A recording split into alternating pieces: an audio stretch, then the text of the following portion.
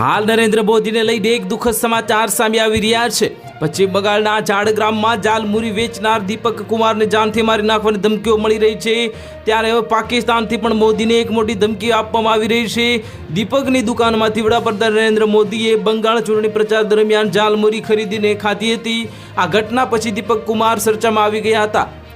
દીપક કુમારે જણાવ્યું હતું કે તેમને પાકિસ્તાન અને બાંગ્લાદેશથી ફોન કોલ આવી રહ્યા છે કે કોલ કરનાર લોકો તેમની દુકાન ઉડાવી દેવાની ધમકી આપી રહ્યા છે અને મોદીને પણ મારવાની ધમકી આપી રહ્યા છે।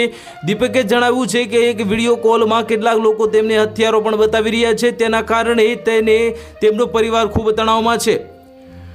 પ્રધાનમંત્રી મોદીએ 20 એપ્રિલે ચૂંટણી પ્રચાર દરમિયાન ઝાડગ્રામમાં ચૂંટણી રેલી કરી હતી અને રોડ શો દરમિયાન તેમણે દીપક કુમારની દુકાનમાંથી જાલમુરી ખરીદીને ખાધી હતી।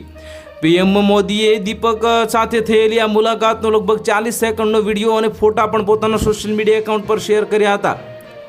પ્રધાનમંત્રી મોદી રવિવારે પશ્ચિમ બંગાળના પ્રવાસે હતા। ઝાડગ્રામમાં તેમણે રેલી કરી અને આ દરમિયાન રસ્તામાં તેઓ એક દુકાન પર રોકાયા અને જાલમુરી ખાધી હતી। જાલમુરી બનાવતી વખતે દુકાનદારે પૂછ્યું કે તમે ડુંગળી ખાઓ છો, તો પીએમ મોદીએ જવાબ આપ્યો કે હા, ડુંગળી ખાઉં છું, બસ દિમાગ નહીં। આ સાંભળીને દુકાનદાર પણ હસવા લાગ્યો હતો। તો હાલ માટે એટલું જ, મળીશું નવી અપડેટ સાથે। જો તમને વિડીયો પસંદ આવતો હોય તો વિડીયોને લાઇક કરી દેજો, ચેનલને સબસ્ક્રાઇબ કરી બાજુમાં આવેલા બેલ આઇકનને દબાવી દો, જેથી તમને આવા સમાચારની અપડેટ મળતી રહે।